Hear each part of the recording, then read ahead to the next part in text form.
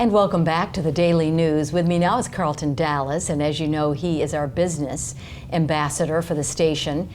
And what we're going to focus on for the next few interviews, few times together, is technology. And boy, are you in for a treat.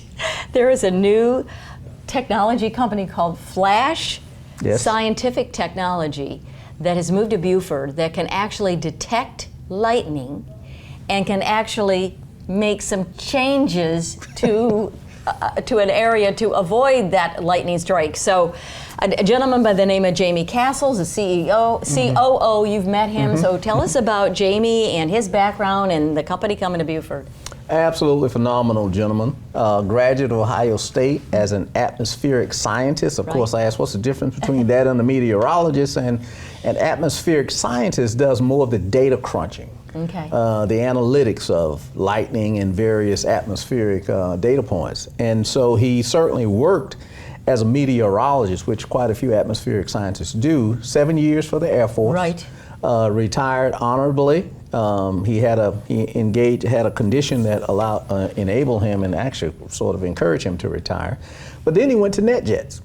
27 years at NetJets.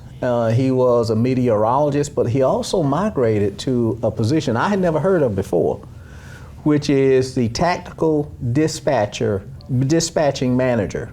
And of course, now the question is, what does that person do? It's an on-the-ground pilot. I've got it right here. It's an on-the-ground pilot, and that is a very critical position because that person analyzes all the weather patterns from the National Oceanic and Atmospheric Agency, National Weather Service, and they direct the flight patterns for the planes that are in the air during weather. Wow. So it's very important, and he did that for 27 years, and 2 years ago he was recruited to come to Flash.Technology to become their COO and basically their Chief Marketing Officer. Wow, and so tell us about what the company is able to predict lightning. So talk about that, and then also this last question about can actually change the face of weather. Yes, so they predict lightning due to, Google, Amazon, all those companies, those tech companies have been able to master the data and develop algorithms that are predictive. They've done the same thing for atmospheric conditions. And so what happens is they can actually predict when the ingredients are in a very concise area. Now we know a weather storm is coming, the weather watch could be 4 counties, they can get it down to 10 acres. Wow. Where they can specify this is where it's going to strike, so their area of prediction is very small. And then the other thing that they do, they also utilize a lot of data, and they can predict the first and last strike. 6 hours out.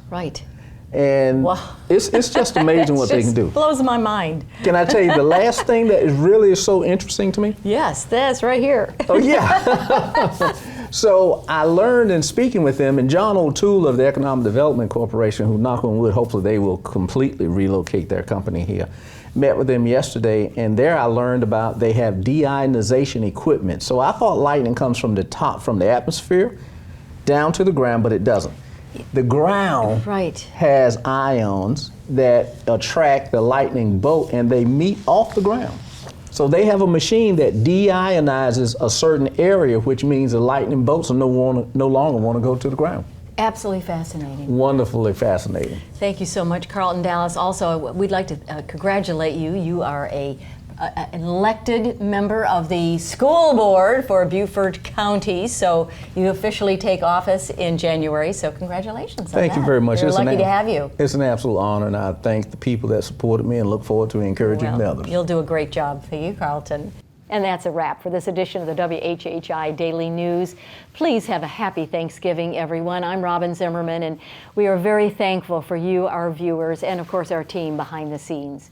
If you've missed any part of this newscast, well, guess what? We'll be back in 90 minutes. Thank you, everyone. Bye-bye.